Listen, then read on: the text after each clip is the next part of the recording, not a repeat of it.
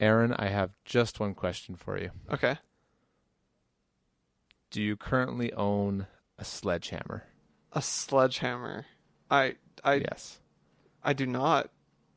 I don't think I do. No, I don't think I do. Why would? Okay. Do you need a sledgehammer? Are we gonna do some crime? Is it for crime doing? No, this is related to a story and a problem well solved. So Okay. but I just asked because I was just curious if this phenomenon was true for you as well, because you're much more of a man of trade than I am. Okay. Right? Yeah. You use tools all the time, building cabinets and stuff. Right. Right. I just sit at desks and code and talk to people when I teach, right? Right. Yeah. So yeah, I'm not yeah. really a man that's known for his ability with tools of any kind. Right. Okay. Yeah. Not the tools of the physical make. Yes. Right. Tools of the physical make, the handyman kind. Indeed. And I'm only good with ones that deal with wood generally. So, anyway, but yeah. Do go on.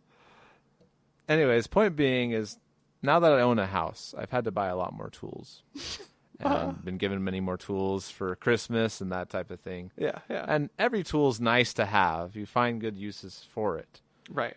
But the other day, our front step actually was starting to sink into the ground. Oh, like it had lost its rebar that I was sitting on. Oh, snap. Or kind of was cemented into. We kind of saw it happening when we bought the house, so we knew this was coming, but it's really sunken low since we bought it. Yeah. And so we had to replace it and get that out.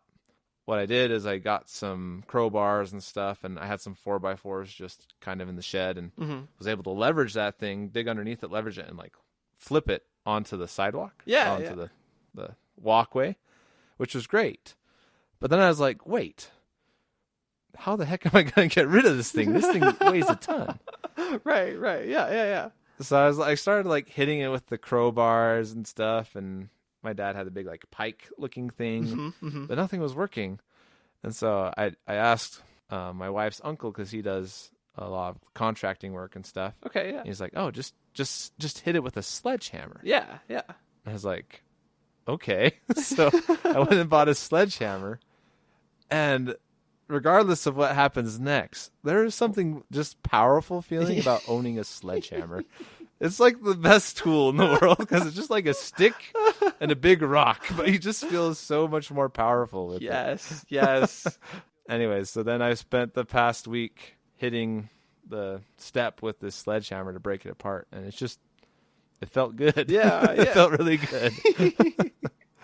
That is such a good problem well solved. I never even, man, our ancestors are smiling down upon us right now, going, especially the ones that invented the sledgehammer, the first people to like stick a rock on a stick, like smash stuff with it. They were like, oh my goodness, this is amazing. This is great.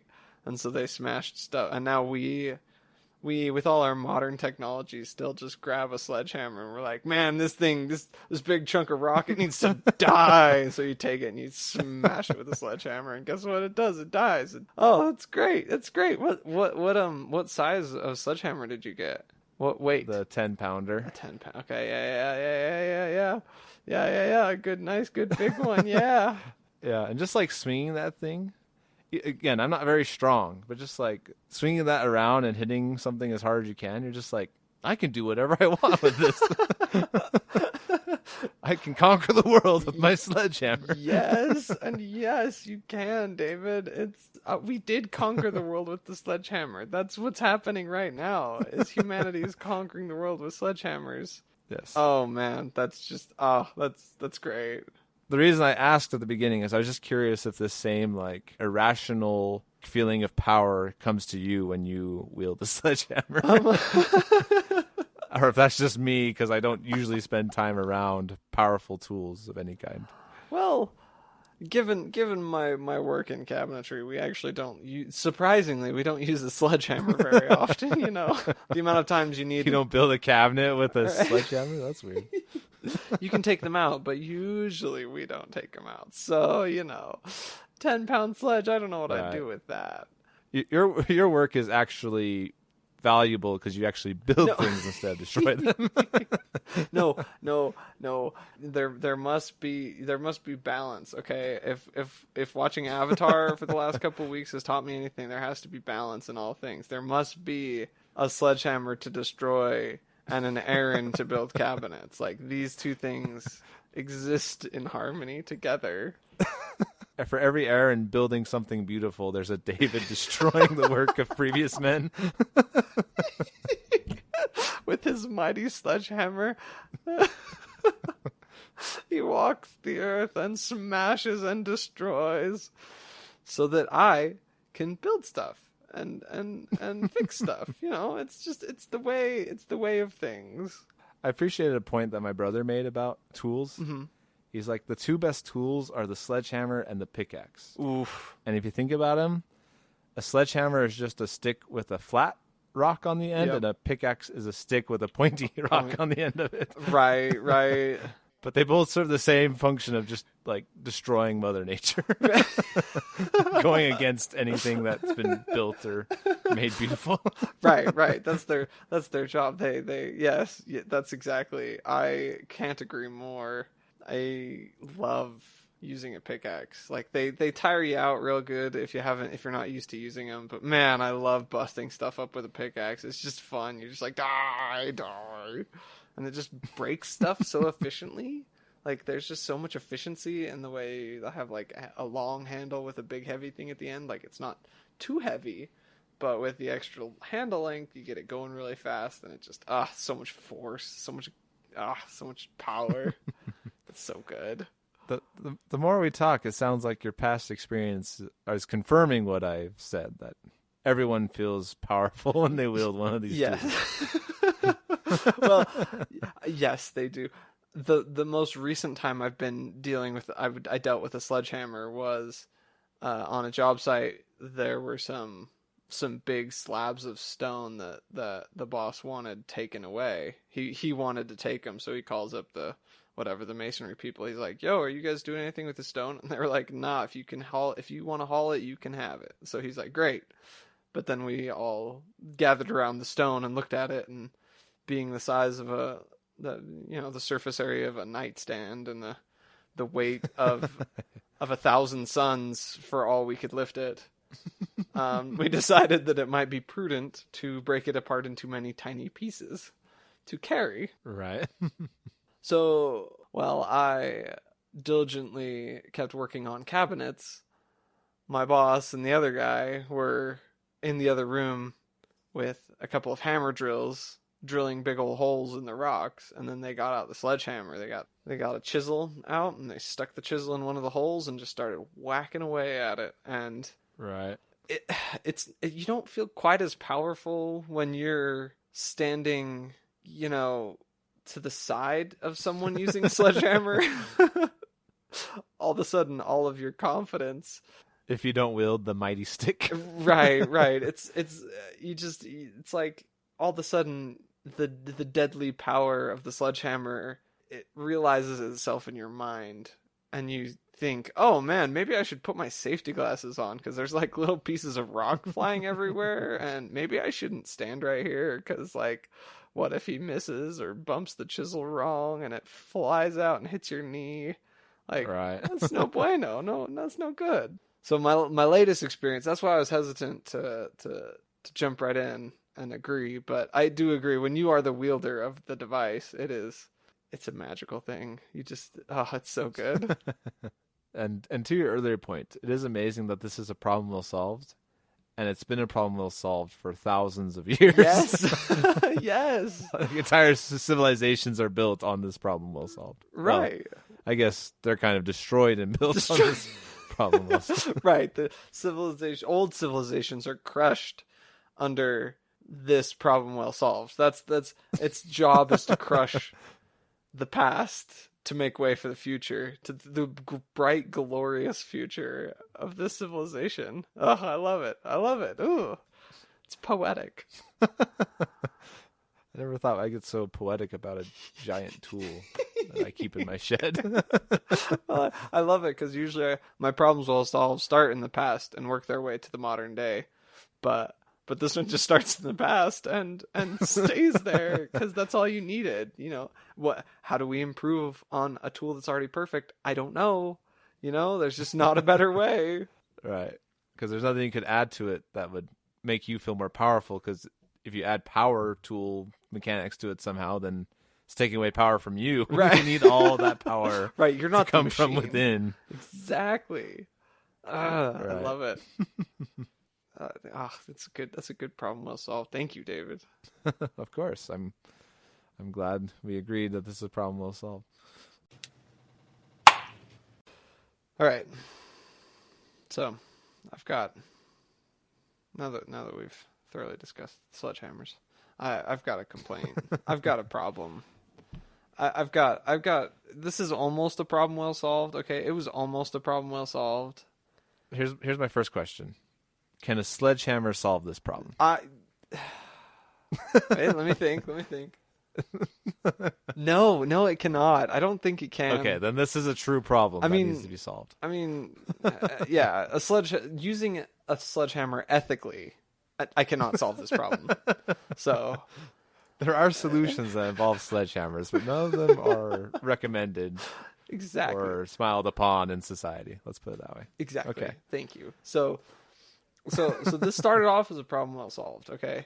Because, people have always needed a way to say, hey, this thing is better than that thing, right? There's always been a way to say this thing is better than that thing. Like food, whatever, and, well, I'll eat it. I'll eat them both. And then when my friends ask me which one was better, I can say, well, this one. Right. And then they say, how much better? And I'm like, I don't know. I don't know numbers yet. So you have to progress a little while till we get to some good solid numbers, right?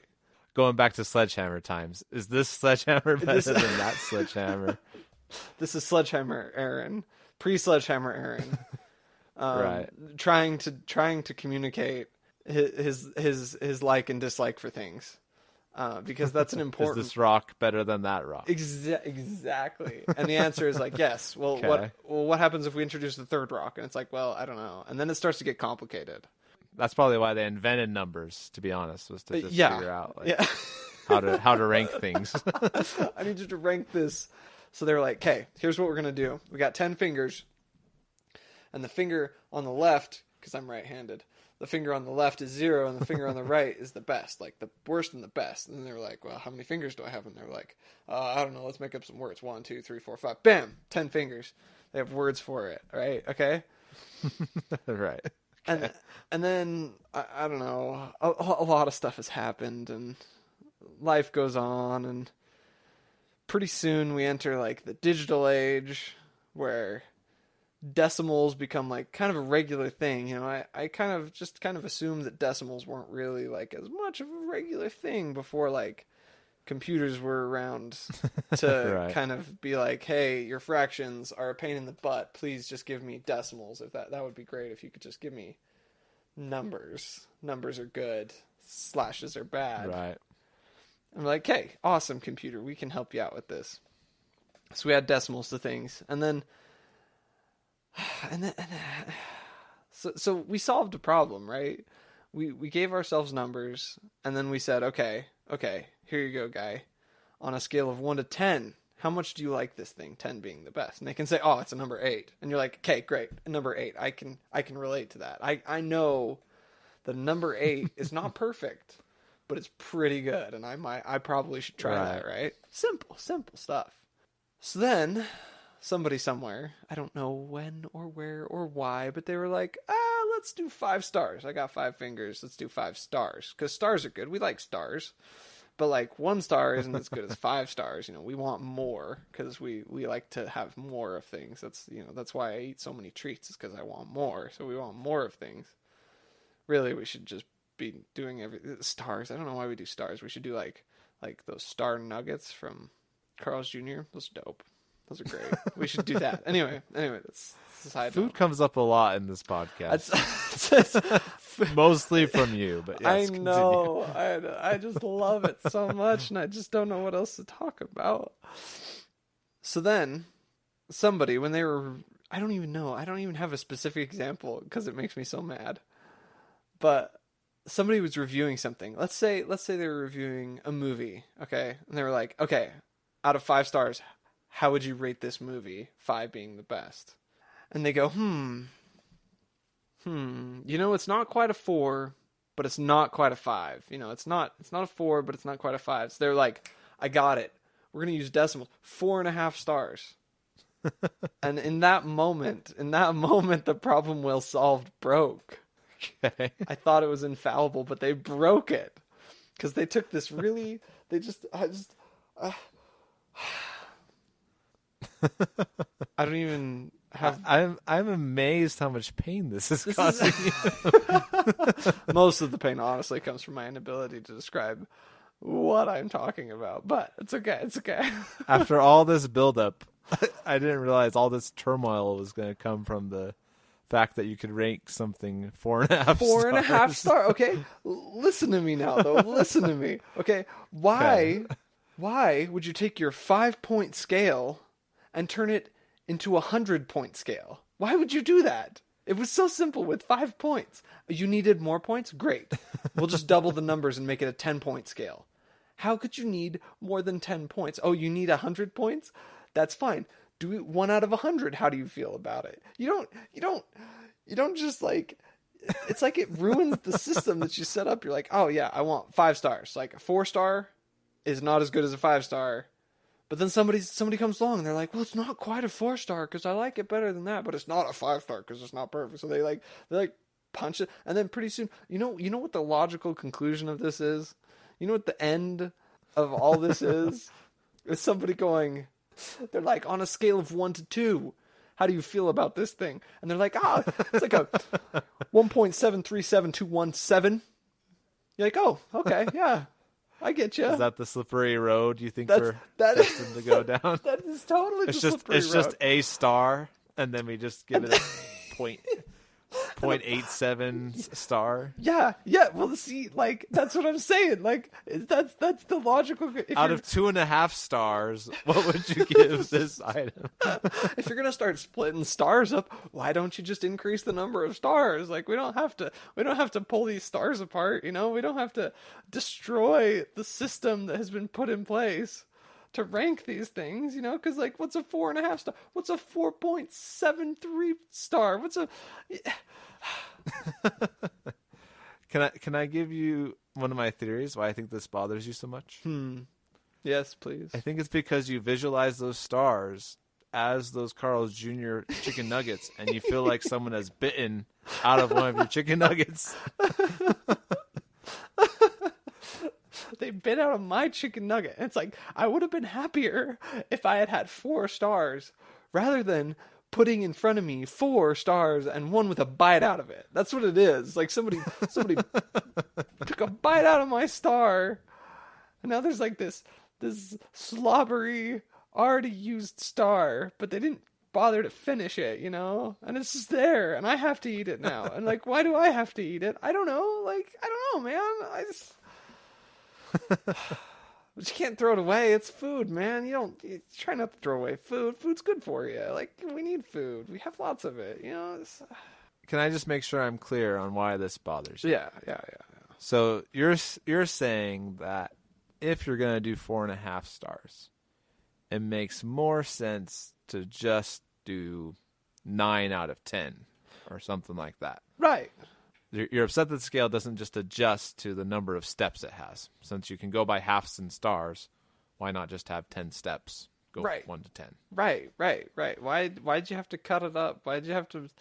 It's almost better to, if you're going to start doing that, to convert it to a slider bar and say like, oh, on this slider bar, fill up how much you think. Because like, that's what you're doing, and then it just turns into a slider bar of stars. And you're like, like a 4.3 stars. And you're like, okay, great. Awesome. Just great. Like, why did we say 4.3 stars? Why can't we say 43 out of 100 stars? Like what? I have an idea. Okay. It might help you come to terms with why they do 4.5 stars. Okay. I'm ready. So let me give you some alternatives, and let's break these down and see why they wouldn't work necessarily as well. Okay. I'm thinking like Amazon rankings, Okay. right? Like Yeah. you go to buy a product, it shows you how many stars it has, Right. right? And it usually increments it by, 4 point. Actually, I think they do like 4.1, 4.2, Yeah. 4.3, Yeah. Yeah. etc. Yeah. They do a 100 point scale on their 5 stars. Yeah. Right. Yeah. So let's say they did just 10 stars. Part of the problem with that would be drawing 10 stars out. If you put those in a line, that's a massive line, and we're lazy when it comes to counting. So it'd be harder to see if it's a 9-star or an 8-star. You don't want to take that visual time to count that every time and look down the line. It's visually less appealing than a 5-star system. Okay. So that's why I don't think they do 10 stars. Right. Okay. But you could do just a score out of 10. Right. Right. Numbers out of 10. That would. Yeah. Which is essentially the same as a percentage, right? If you're doing decimal. So you could do like Rotten Tomatoes has with a 60% versus, an 80%, Okay. 92%, right? Rotten Tomatoes gives you a score like that. Right. Well, and I like that gets a thumbs. That's a problem well solved because they were like, we're not going to deal with this 4 point whatever star nonsense. Like we're just going to percentages Right. out of 100%. But here's the thing. When they calculate that score, I don't think they give the option of putting in, A percent. oh, I feel like this was a 73%, right? Because as humans, we don't know how to delimit that many steps. Okay. So even though it often shows 4.3 or 92%, that's not because the score was given as that. That's just averaging out the overall.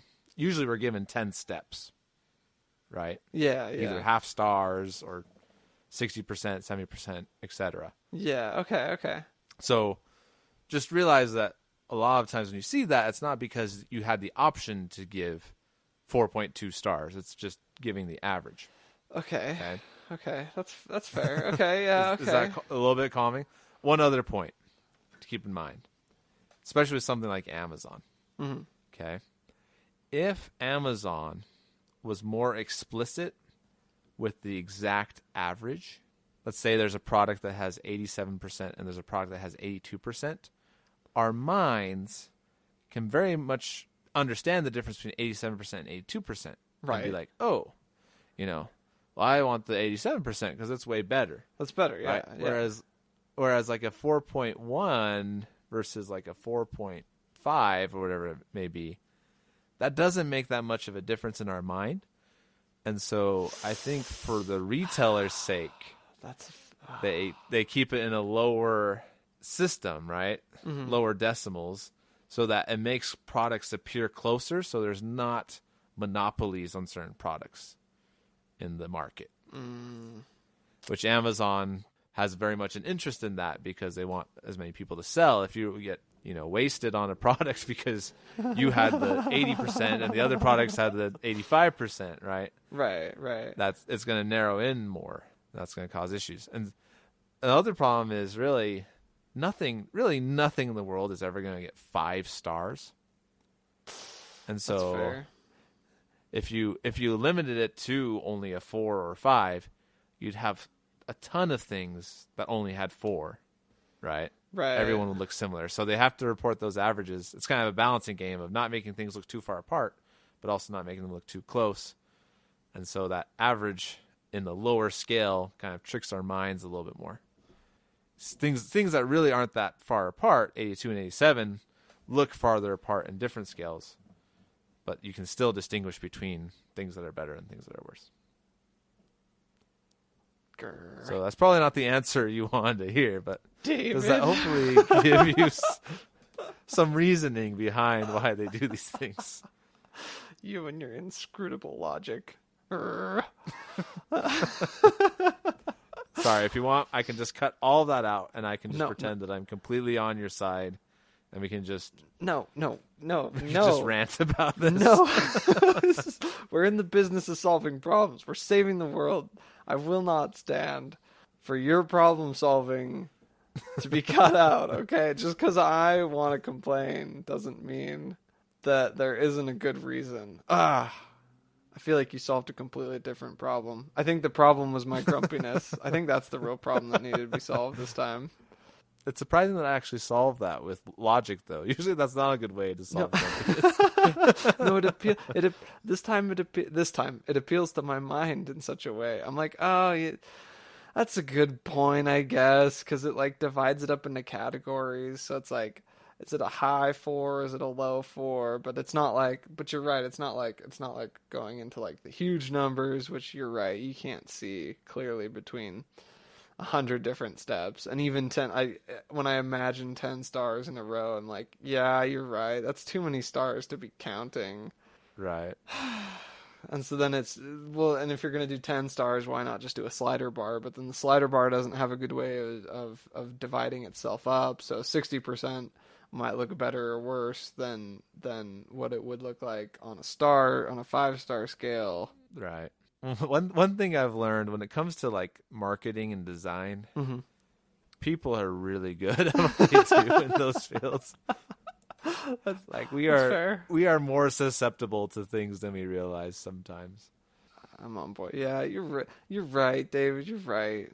You solved my problem. I feel like all the will for being grumpy about this thing has gone out of me. I'm just kind of like, yeah, you're right. I guess they're not crazy, because no one's ever really crazy, but sometimes we just need a good friend to point out why they're not crazy. I think that's what it is. It's kind of sad, actually, to see you so defeated already. I was hoping you'd have some more counter arguments. some more gumption for the matter. I've just removed your soul from this process. No, yeah. I guess I do sound kind of down. It's okay. It's all good. It's all good. It's just how it's gonna be. It's like coming to terms with something that you know that's how it's gonna be. You just gotta come to terms. I'm just coming to terms with it. I can't remember all the stages of acceptance or whatever it was, but the stages of grief. The 5 stages of grief. Yeah, that's the one. And I'm like working my way through like the.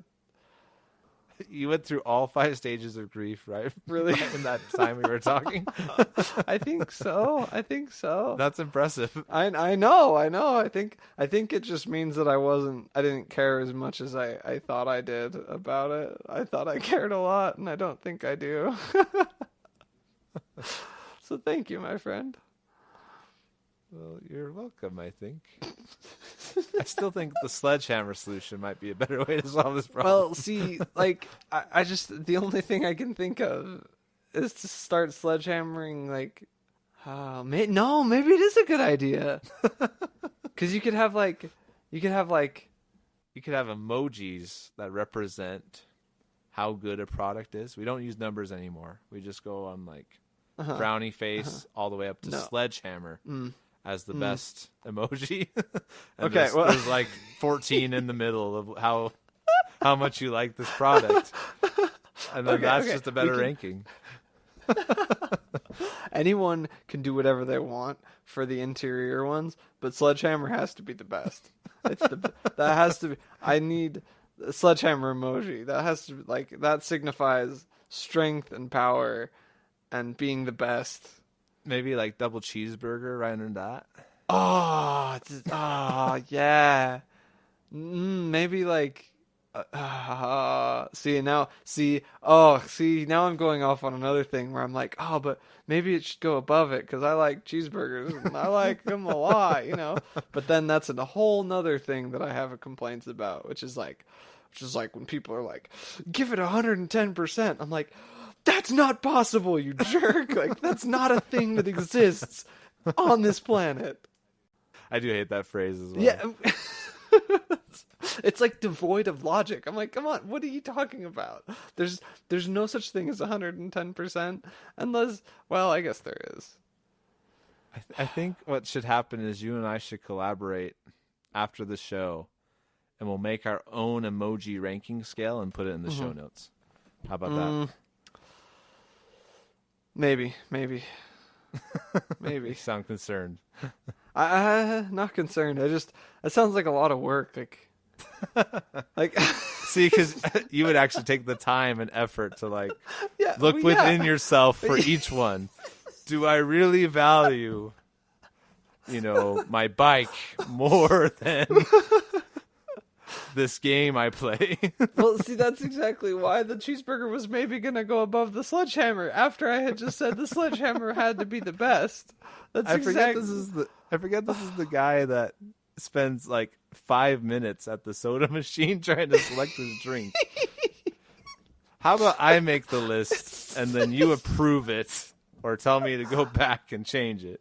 Okay, no, because you would still go through each one though. I don't know. No, I would go through it, but if at least it's in a linear order. right, a linear order. If I'm given proper parameters, I could do anything. But like you go to the drink machine, you know how long the list of parameters is for that thing? Like what do you like? The machine's like, I can make any soda flavor you want, ever in the world, like at all. Like you can mix every flavor if you want to, and I'm just like, anything's possible. And then then I look inside myself, and I'm like, what do I want to drink? And it's like, brain's like, I don't know. We didn't talk about it. We didn't think about it. We're not craving anything. So like, I don't know, like pick whatever. I just see this double loop, like in programming code, like for every possible drink, for every possible flavor, try inside of my mind and see how good it is. Yeah.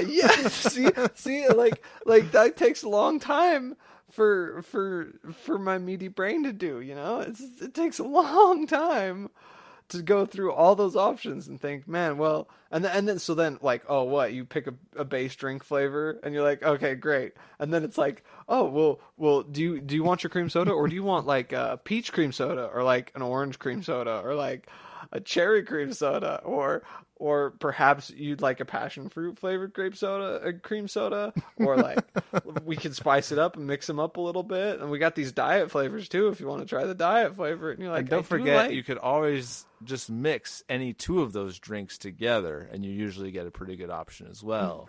Right. Well, see, this is the illusion of soda, because it all just tastes like sugar eventually. It's like, right. It doesn't matter what I pick, but it's still like I don't want to pick it and then sit down and take a drink and be like, I picked the wrong thing. Like, that's a terrible feeling. It's not good. It's not a good feeling, and I'm just trying to minimize that feeling, but instead I get bogged down with all this impossible tasks that. Yes, I'm definitely making that list first. Otherwise, I'll get an email from you in like a month. Like, I think I finally have the first draft down. The first draft, right? Yeah, and it's gonna be like maybe 30 pages. Like, there's a lot of emoji. It's like, how much do I like bumblebees? Well, I guess we'll see. Right. Well, I will do that, and I'll send it your way, and hopefully you approve. And then we'll send it to Amazon, right? All the big companies, so they can start using it on their products. Right. They just have to adopt this system. It's simple. You just replace all the stars with the different emojis, because almost nothing has to change. Almost nothing. And everyone obviously will agree on the ordering that we put them in. Yeah. No one has opinions on anything in life. I mean, no one has preferences for anything. But no one, I mean, they might have opinions, but I have opinions too. And like, no one asked me about 4.5 stars before they just went ahead and did it. So like, what am I supposed to do? Maybe I should just do stuff without asking. That's all I know is when we see the Sledgehammer icon on the product, that's when we know we've won. And I'm buying that product right away. We're buying. If it can get a Sledgehammer, that's a dang good product. Right. That's the one that I would want, because it's like, is it 5 stars? I don't know, but it's got a Sledgehammer, which is just like, it's essentially a perfect rating if you think about it. Yeah. Well, yeah. I mean, come on. Like, I could probably go on and on about this for another 15 minutes, honestly, about why the Sledgehammer would make the perfect best icon, but I don't think I'll go down that road. I don't think people want to hear me talk about it, to be honest. You're more passionate about this than you were about 4.5 stars a few seconds ago.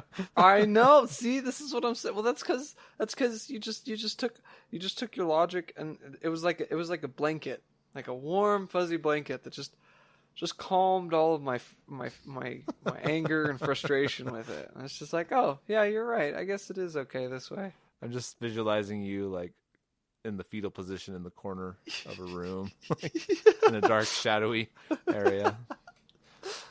Well, yeah, blanket. That's great. And then you came over and you took this nice blanket, this big poofy blanket, and you were just like, here you go, slapped it down. And then I turned on the lights in the room, so you could actually see. Right. And then I peered out from my blanket, and I was like, oh, yeah, you're right. It's not so bad in here. Like it's not as bad as I thought it was. It's pretty all right. I guess I'll stay here for a while. And then I whipped out a sledgehammer.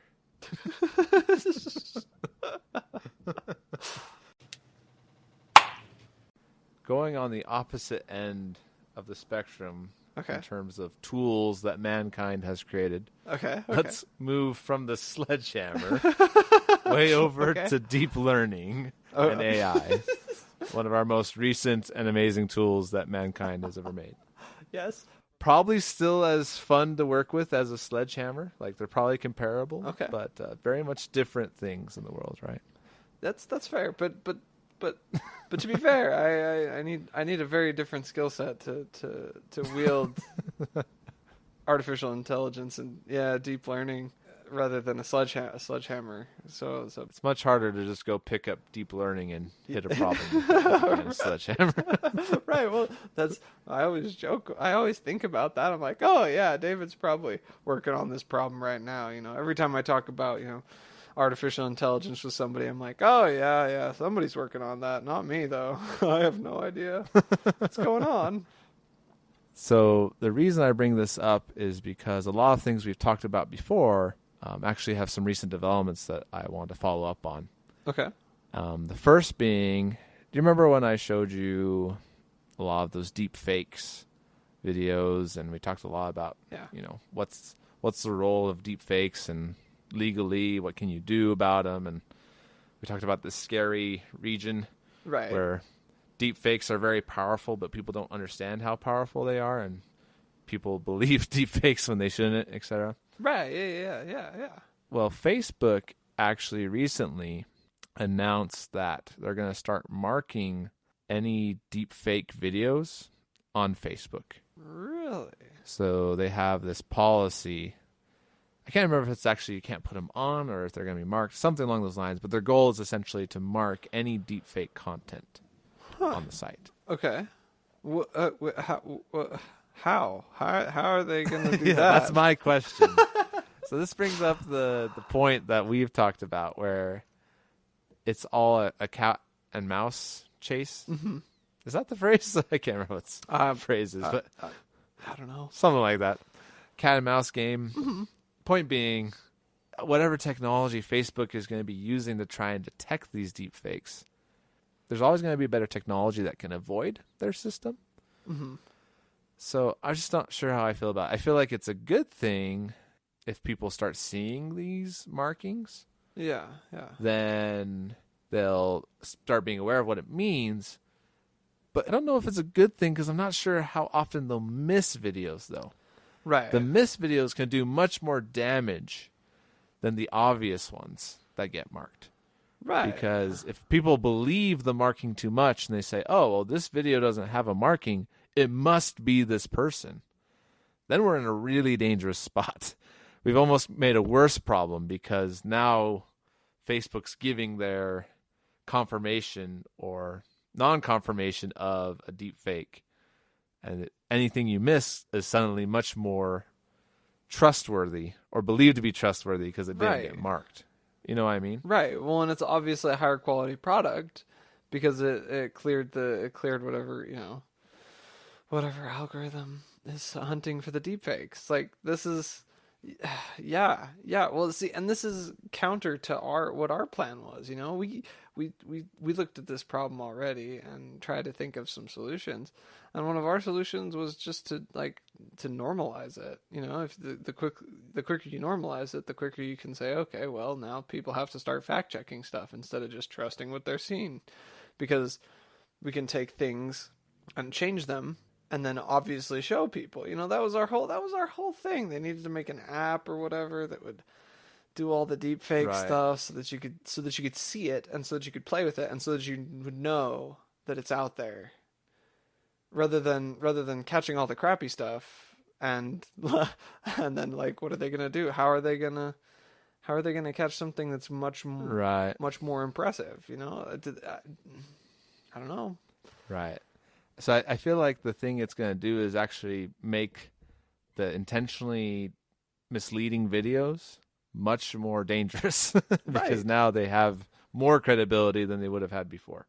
Right. Whereas, you know, regular Joe Schmo on Facebook was seeing all these silly deep fake videos, and then all of a sudden they see one that's some guy, you know, whatever, the president or whatever, saying something that's very contrary to the law, or very contrary to things that are, you know, to what you'd expect from them. You know, then they can say, oh, well, I know that they can manipulate stuff. Maybe I should be concerned that this is not actually real, you know? Yeah, I don't know. I still think our solution's the best, and I'm just worried, again, in this period where we're trying to, like, make people aware, but also trying to we're just in really murky territory, and I'm afraid we're not handling it the best. So, point being, like you said, the solution is just to make people aware. I think marking things is just not the way to go. Another deep learning thing I wanted to bring up is, remember how we talked about also AI voices? Yeah. How you can match the tone of a person pretty well, just like their kind of monologue tone. Right, when they're just talking normally. Yeah. But there hasn't been anything that has done emotions very well. Yeah. Well, crazy enough, there's actually now a AI that came out called Ai Jukebox. Okay. And it's actually meant to simulate singers. Really? And like music of people singing from the past. So go ahead and just search like Ai Jukebox. There should be a page that calls samples. Search for the first one that comes up that's Backstreet Boys. Go ahead and listen to that. Who are you now?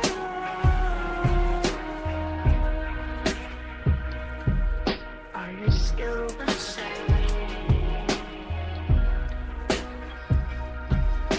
I guess you changed as a heart.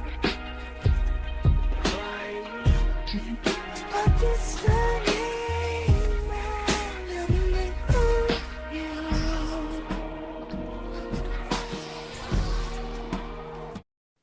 that's really creepy. Like, it's like not I wouldn't say creepy because it's like really good. It's creepy because it's like really eerie. Right. Well, the thing to keep in mind is it's obviously not, it's doing all the parts at the same time.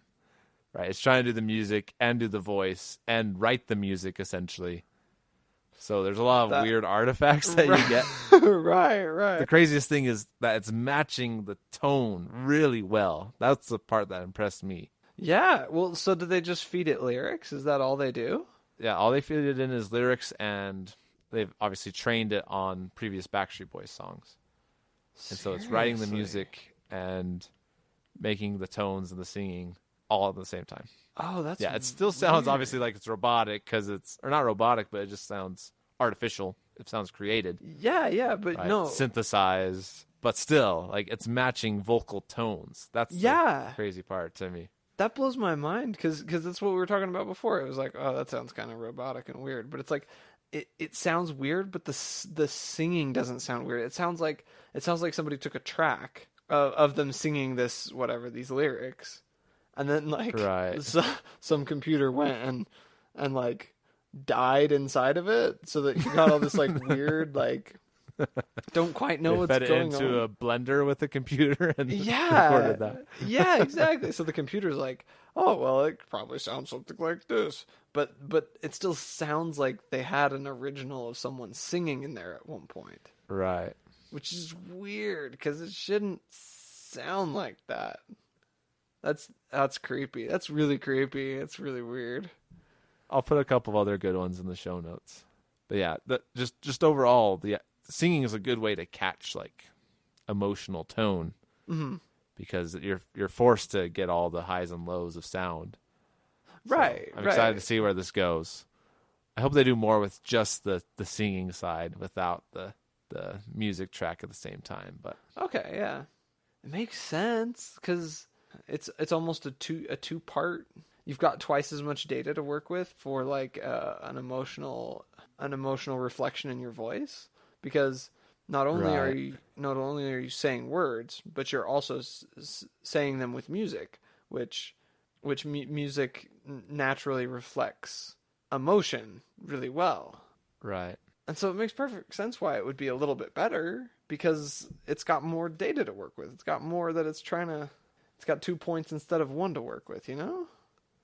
Right. Of course, if you overtrain it, you might just end up with a robot that sings really well in your voice. Yeah. Can't speak with emotion. It just sings everything you say. Right. Well, that's another weird thing of like, well, is it actually like displaying emotion, or is it just like doing other weird stuff? I don't know, man. I don't know. It would be curious if you could do like emotion transfer. Like if you could record a person singing, saying all these things in different emotions and tones, etc., and just optimize the system to understand that person's emotions, and then capture your own voice, and then without you having to say everything in different emotions, because that's kind of hard to do. But you just say it. You just say things normal. It captures your voice, and it learns from the other person's emotions what your emotions would sound like given your standard tone.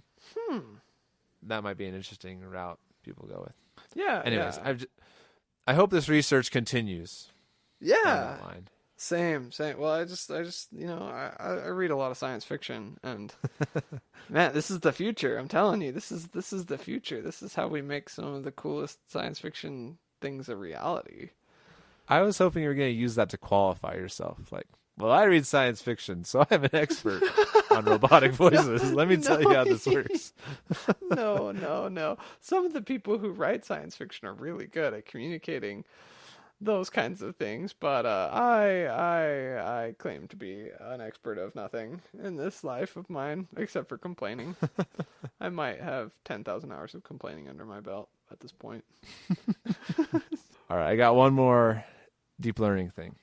All right, hit me with it. This is way back when I talked about the first time I went to CVPR, which is the big computer vision and deep learning conference. Yeah. And remember how I complained that conferences are not organized really well, or not that they're not organized really well, but the whole system is kind of flawed. It's inefficient. And it's really long and boring and inefficient. Well, this year, because it's the year 2020 and we're in quarantine and coronavirus and all that stuff, right? Right. They're actually doing their first ever completely virtual conference. Ooh. And so let me give you the setup here. Let me see what you think. Okay. So normally you'd be at the conference center, right? Everyone flies in. You'd be at the conference center. You'd do sessions, just people talking about their research, et cetera, poster sessions, et cetera. Yeah. From 8 to 4, whatever. What they're going to do this year is there's 2 hours for each block where the author of those research papers is available in a Zoom room. So there's a page link that takes you to this 2-hour block. Here are the authors. Here are their papers. Here are their videos of their papers, of them giving essentially their talks. Yeah. And then here's their Zoom rooms to talk with them if you have questions. And then here's the next 2-hour block. Here are the authors. Here are their papers. Here are their videos. And here are their Zoom room links. That's great. Et cetera, et cetera, et cetera. Yeah. Here's the only caveat, though. Because it's a worldwide conference, those 2-hour blocks actually happen twice in the day, 12 hours apart. What? So So there's a session at 10 o'clock in the morning, Uh-huh. and there's a session at 10 o'clock in the night. So that if you're like in China or India, and this conference would normally be in Seattle, Yeah. so they reference everything relative to Seattle time. Any attendee has at least one block that's in a reasonable time in their time zone. Yeah. So each session happens twice, 12 hours apart. Which Okay. kind of sucks if you're the author Right. for that session because you're up at like 4 o'clock in the morning in this Zoom room. But you only have to do it once because you only have to do it for your one paper. But I think that's a really effective way to solve the time zone problem. Yeah, no, I agree. Well, and I don't know. As soon as you do something globally online, someone's got to wake up Right. at 10 at night to stay up all Right. night to participate in all the events. You know, someone's going to lose that game Right. just because we're on a global time scale. So it's just Right. Well, but I think it makes sense, like you said, someone's going to lose that game. So it makes sense to only make the author lose it once instead of entire countries lose it every single day of the conference. you know? right. Well, yeah, I don't feel so bad for the author. You know, I'm like, you probably stay awake at night wanting to talk about this stuff. Like that's how people are when they're passionate about something. So like, If you're deranged enough to like this stuff, you probably don't sleep ever because you're a crazy person. you want to go on and on about computers. It's great. I love computers, but I bring that up, but what do you think? so first question: did they do like is it so? So is there 1 2-hour block per day, or it's like there's many and they happen? No, twice? there's many.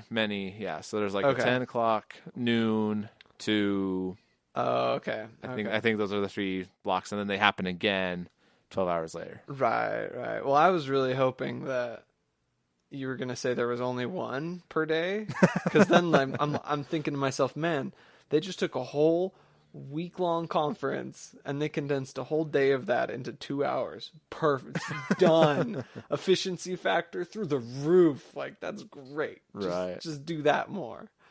I really like it. I really like this. This is I don't know what confounded contraption we were thinking up before, but it's too long ago. But It actually wasn't super different. Okay, it was pretty different. But if I remember correctly, it was like a virtual gamescape. oh yeah, to we had like wander a around. VR set up with like walking around the conference. yeah. The main concept was still the same though, of like grouping in some virtual room. so that you could talk. Well, and this just makes I can't even. It makes so much sense because they're also doing this with music festivals. Have been having the same problem because it's like, oh, what do Right. you do for a music festival? You get a bunch of people together in the same place to listen to music.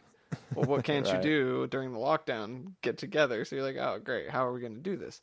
So I've joined in a couple, and they're really cleverly done because usually what they'll do is they'll release a schedule ahead of time, and they'll say, okay, from Right.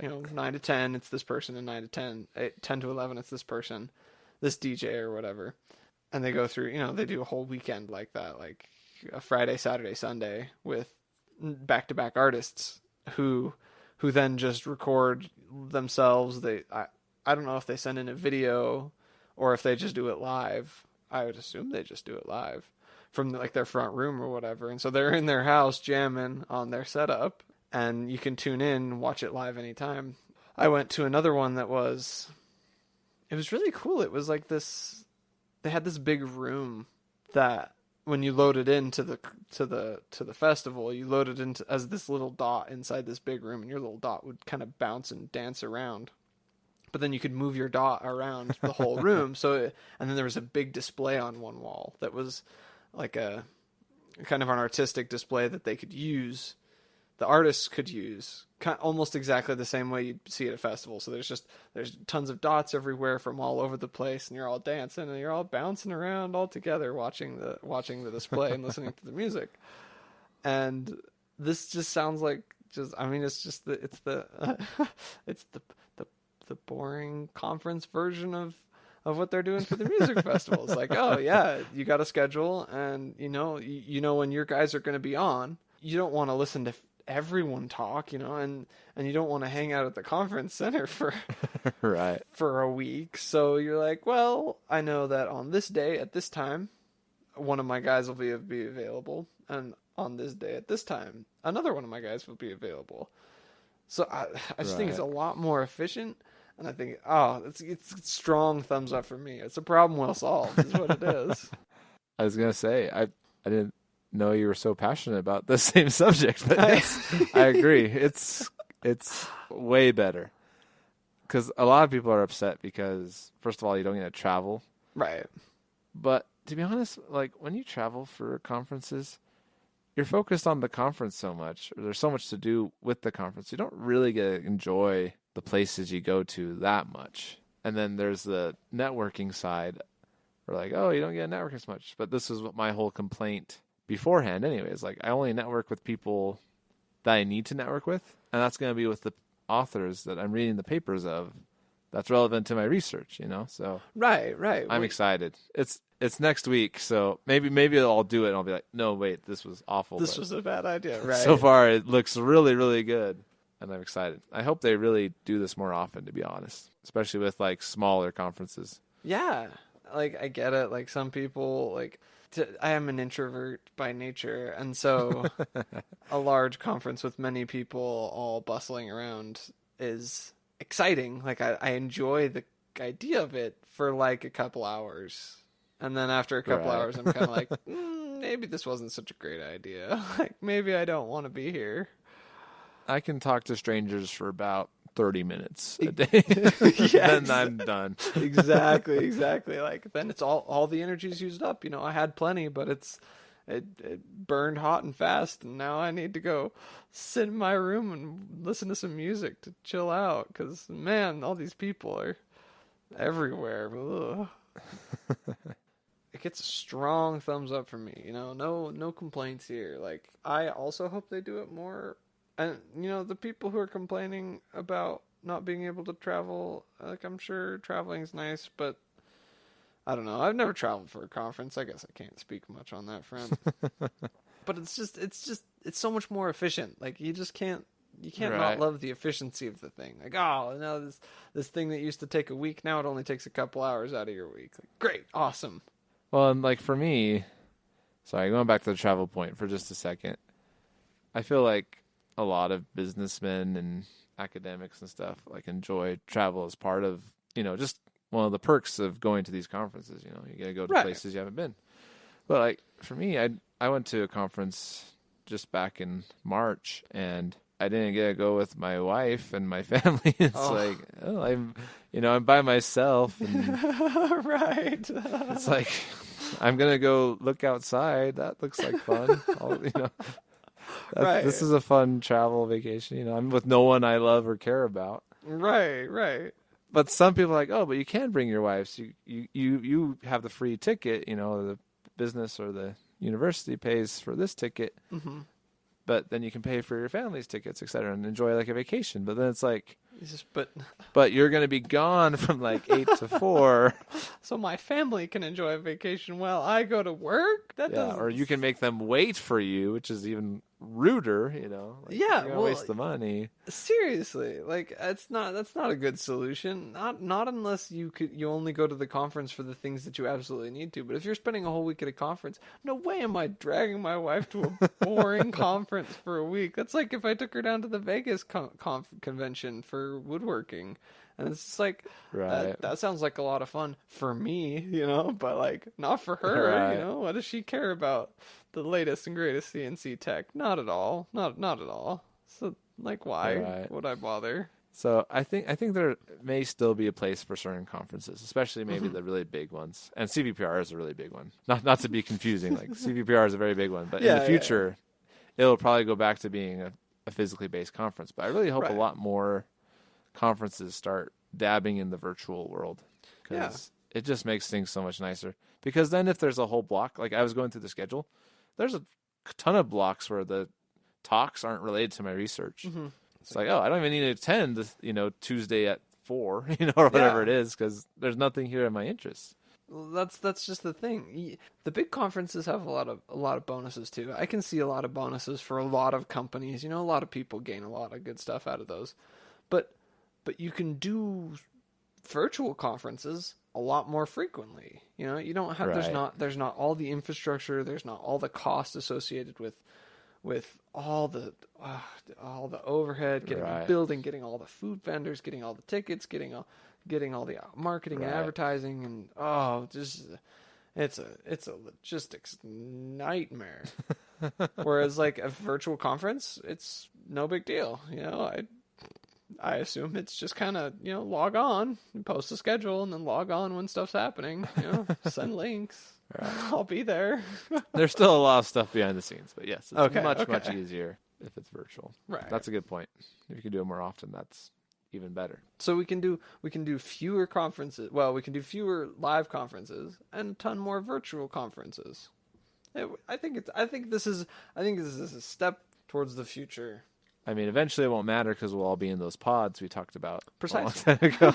So there won't be any need for physical conferences because no one goes anywhere anyways. But until then, I think this is a good compromise. Indeed. You know how often I've thought about those ever since the lockdown? Man, I've thought about those so frequently, at least once a week. I thought about those pods, and I'm like, I can feel the future. It's coming. It's coming for me. It's a good preparation for everyone to get ready for the pods. Exactly. Pretty soon the groceries will just come to you in the pod, and then you really don't ever need to leave the pod. Yes. It's just the first step. We're just getting everyone ready for the future. Yeah, I'm telling you, it's coming. It's just how it's gonna be. Then we can watch our virtual conferences from the comfort of our super comfy chair in our pod. Mm-hmm. And the more pods there are, the less the need to move the pod around at all. You just kind of slowly, like, they'll stop fidgeting and it'll be quiet again. That'll be good. Except for the myriad robots that do our will, but that's okay. Right. Robots, they're not people. They're not annoying like people are.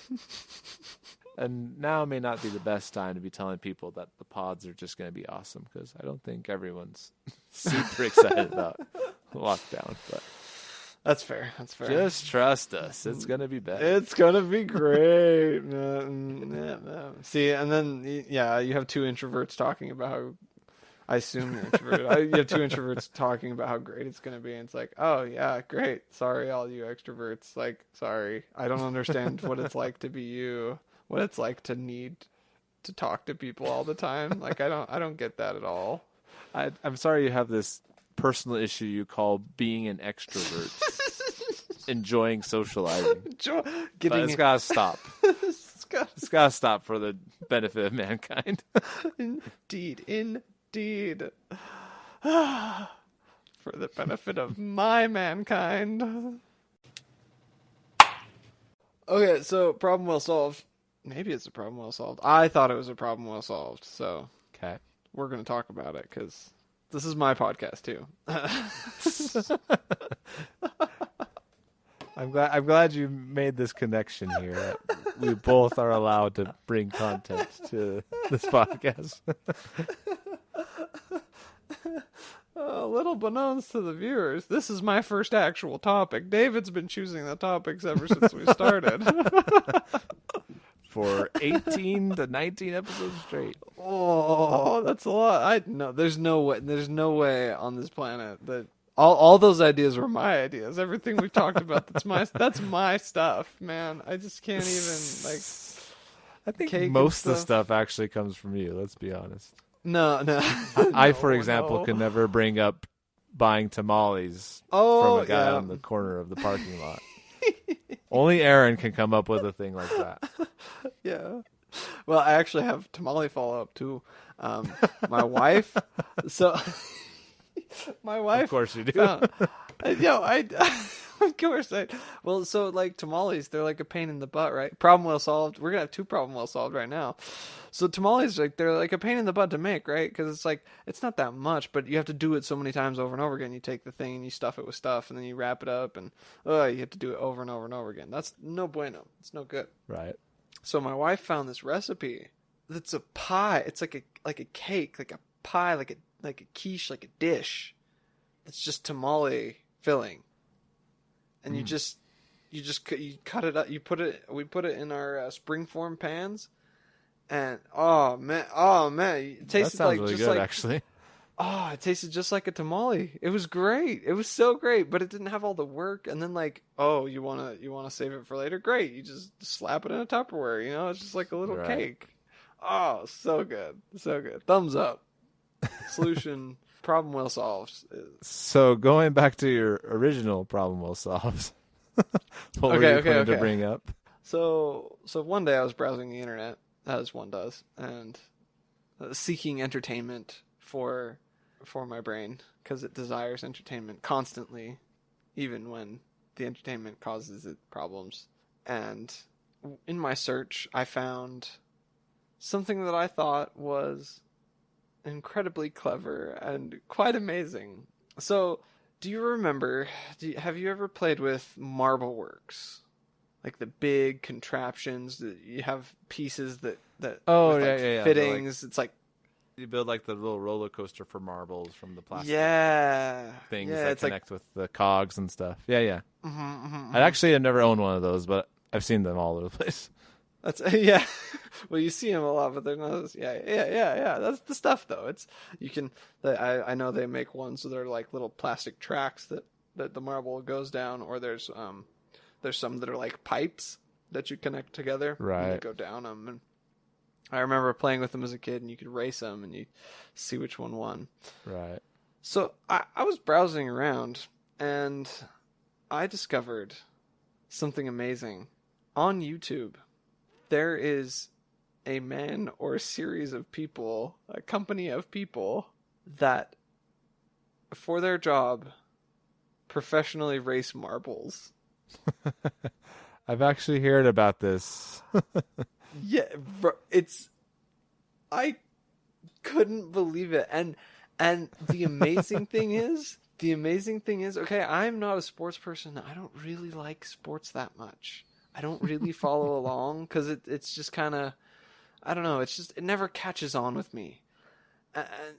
And then I watched this marble race, and I'll tell you what, I have never been so excited. The visual in my mind is fantastic right now. Of Aaron around the TV screen cheering the name of his marble that he wants to win. Yeah, well, that's what you do. I've never been more excited for a marble. Okay, let's just all admit it right now. It's totally random. Okay, like I can't think of a more random. Like they're just marble. They're just little balls that just roll around on a track, right? But I've never been more excited to see my marble team go home with the Marble Olympics gold medal in a race. I'm just like, yes. Let's see if I can remember which one my team is. You've picked one? How did you assign your loyalties to this team? It's not too hard. It's amazing. Here, I'll send you the link of the marble teams. Okay. Can I just read off some of these? Oh yeah, go for it. I'm looking at the 2020 Marble League teams. So we got the Raspberry Racers, the Green Ducks, the Savage Speeders, the Indigo Stars, the Thunderbolts, the Balls of Chaos, the Hornets. Team Primary, love Team Primary. Actually, I don't like Team Primary. I'll tell you who I really don't like though: the Hazers. The Hazers are like, I can't stand those guys. They sound arrogant. They do. My sister picked them as her team. I was just like, why? Why'd you do that?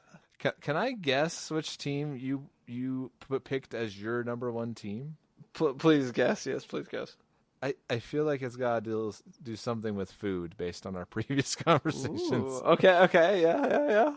So I'm going either with the Jawbreakers or maybe the Chocolatiers. Or the Minty Maniacs, maybe. Are any of those close? I think they're not close. They're not close. I'm sorry, David, but my personal team, they're actually the hosts for the Marble League 2020 is Team Galactic, all the way. They're like, they're just. I knew space stuff could have been another option there. I should have looked a little bit into that. It's okay. It's okay. They're my team though. I chose very quickly. I was watching the Marble Olympics for 2019. I think is what my first marble races that I saw. They also do they do a lot of marble races. So they do the Marble Olympics, and then they do like Marbula 1, which is like Formula 1.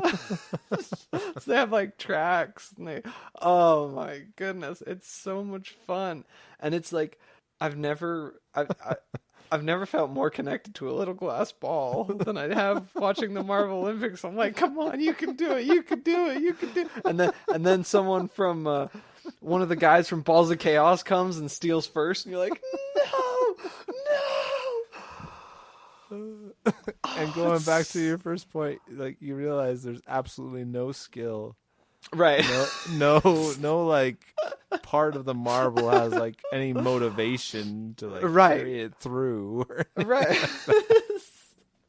Well, and I think it's amazing that I assign so much, like we have such an ability to humanize other things that like I have taken these marbles. And like I put human emotions into them, and they are people for all I know, and for all I care for their sportsmanship. You just visualize their willpower that they're trying to push forward to just get that little extra bit of lead on the next marble.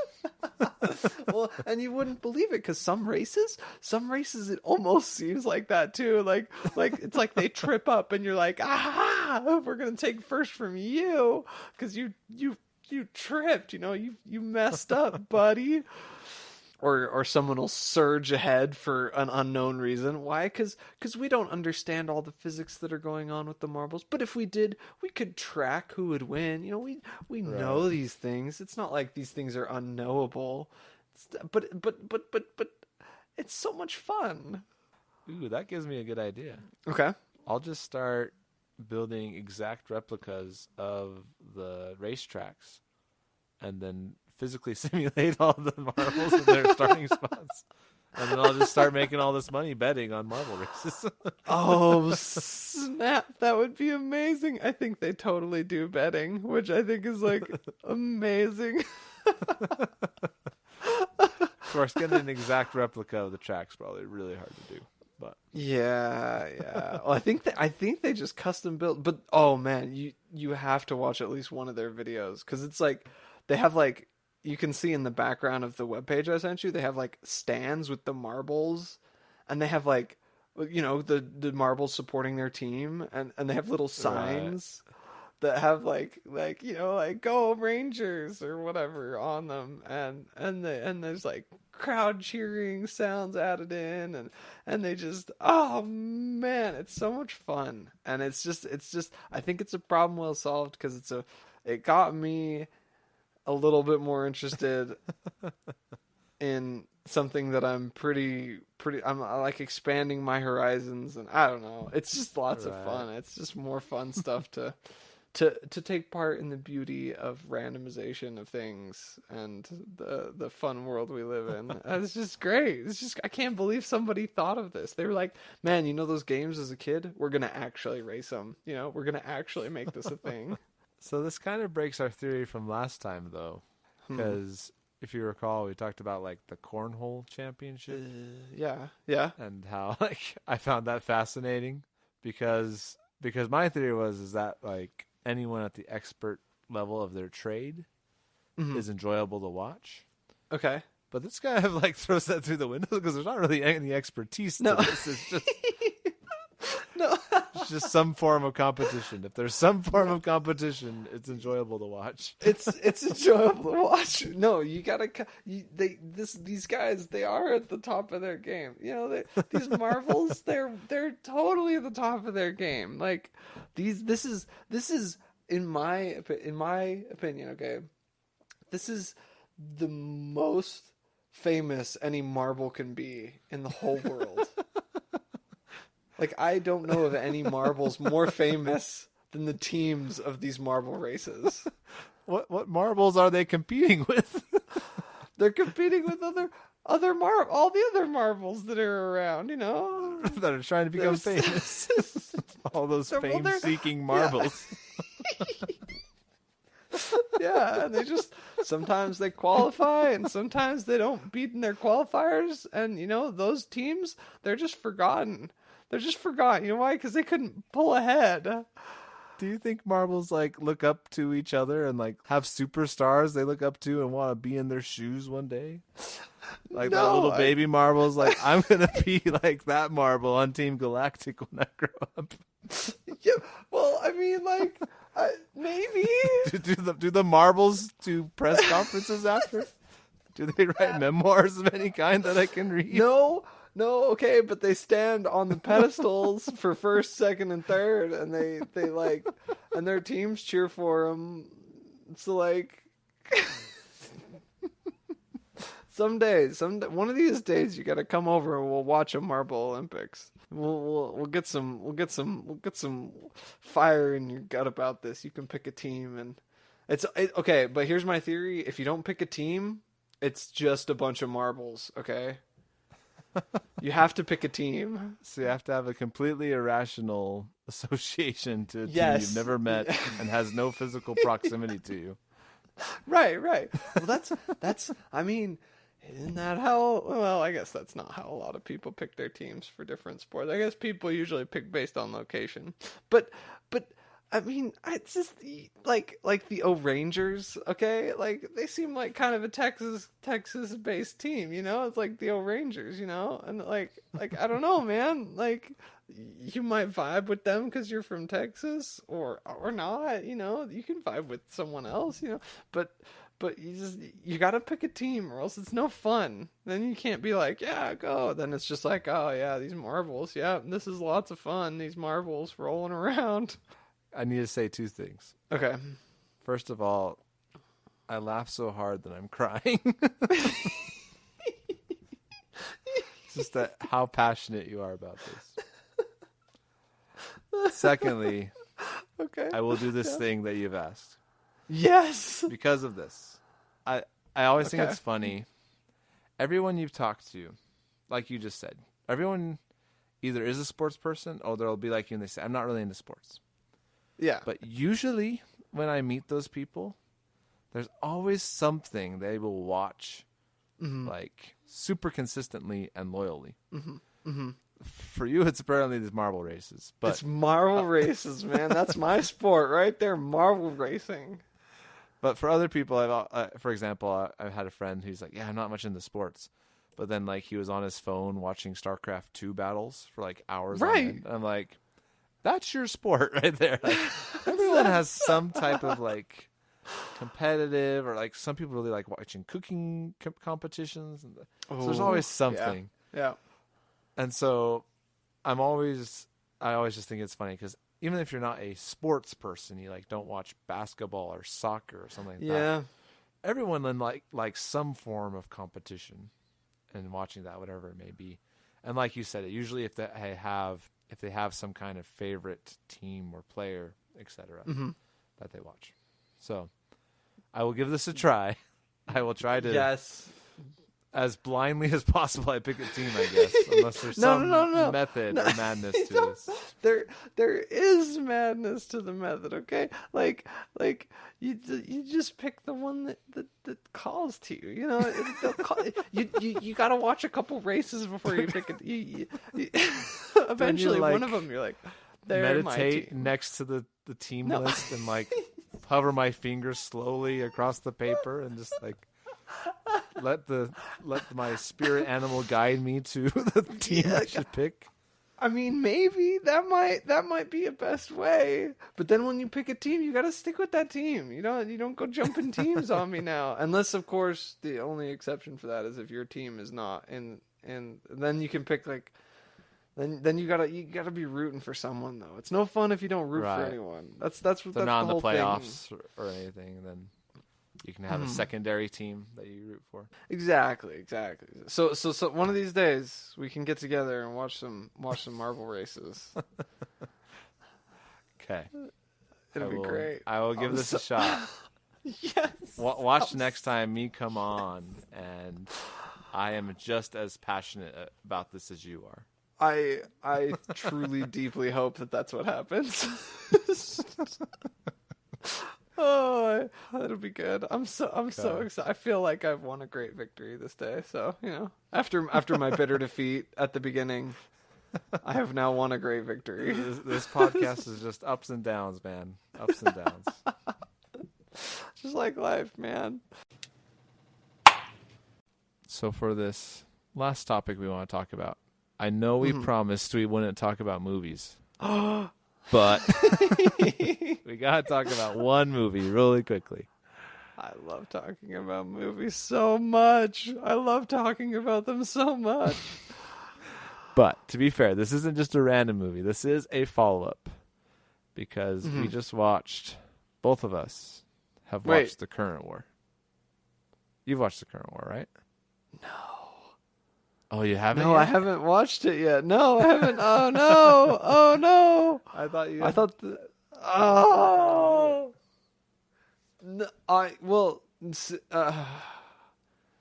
So, wait. No, I did not watch. I have failed deeply in my duties. I thought that's why you bolded it. I mean, I probably bolded it, but I think I bolded it because I was excited. Here, tell you what, I'll take it and I'll unbold it until I have watched it. Oh, what a fool. What a fool I've been. I'm sorry, David. Okay, I guess we're doing this next time.